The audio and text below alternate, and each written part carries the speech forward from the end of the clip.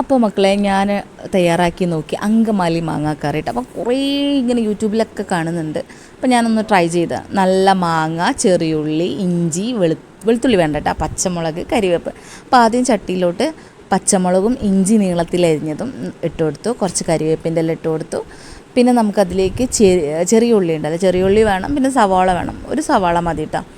ഇതും ഇട്ട് ആവശ്യത്തിന് ഉപ്പും കുറച്ച് മുളകും പൊടിയും മഞ്ഞൾപ്പൊടിയും ഇട്ട് നന്നായിട്ട് തിരുമ്മണം കേട്ടോ.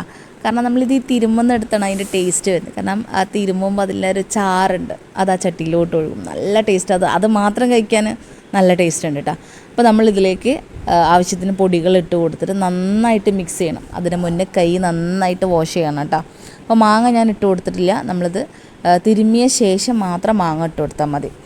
അത് നമ്മളിത് ഇങ്ങനത്തെ കറികളൊക്കെ ഉണ്ടാക്കുമ്പോൾ ചട്ടിയിൽ തന്നെ ഉണ്ടാക്കാൻ നോക്കുക കേട്ടോ. കാരണം എന്താ പറയുക, അതിനൊരു ഫ്ലേവർ വേറെ ചട്ടിയിൽ ഉണ്ടാക്കുക. പിന്നെ നമ്മൾ കുറേ ആഹാരം അടുപ്പത്തൊക്കെ വെച്ചുണ്ടാക്കുമ്പോൾ, വിറകടുപ്പിൽ വെച്ചുണ്ടാക്കുന്ന ടേസ്റ്റ് വേറെ തന്നെയാണ്.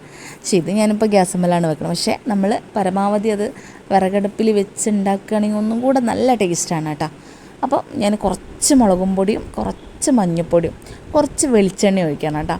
എന്നിട്ട് കൈ വെച്ച് നന്നായിട്ട് ഞെരടി കൊടുക്കുക, അല്ലെങ്കിൽ നമ്മൾ നന്നായിട്ട് മിക്സ് ചെയ്യുക. അപ്പോൾ ആ ഉപ്പൊക്കെ ആ ടൈമിലൊന്ന് നോക്കിയാൽ മതി കേട്ടോ. അത് വെളിച്ചെണ്ണ ഞാൻ ഒഴിച്ച് കൊടുത്തിട്ടുണ്ട്. ഉപ്പ് നിങ്ങൾ ഓരോരുത്തരുടെയും പാകത്തിനനുസരിച്ചിട്ട് നമ്മളത് ഉപ്പ് അഡ്ജസ്റ്റ് ചെയ്ത് കൊടുത്താൽ മതി.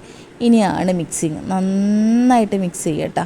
നന്നായിട്ടെന്ന് പറഞ്ഞാൽ അതാ കുഴയ്ക്കുന്ന രീതി കണ്ടാൽ നിങ്ങൾക്ക് മനസ്സിലായിക്കോളും എത്രത്തോളം നന്നായിട്ട് അത് കുഴയ്ക്കണം.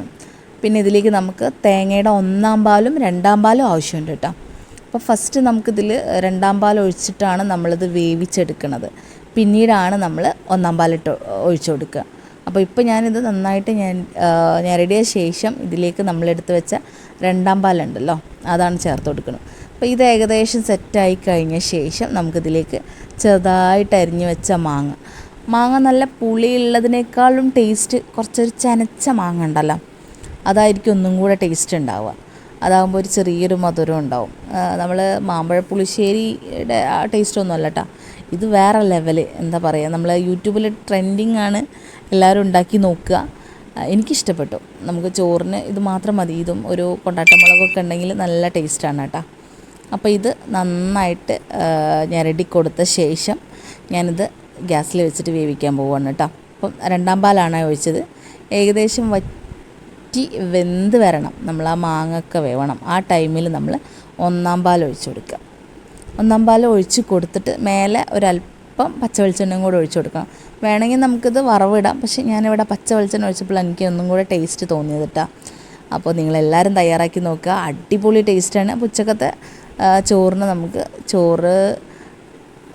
മാങ്ങാക്കറി, കൊണ്ടാട്ടമുളക്, കോവക്ക, പപ്പടം, ഞണ്ട് റോസ്റ്റ് കേട്ടോ. നല്ല ടേസ്റ്റാണ്, ഉണ്ടാക്കി നോക്കണേ.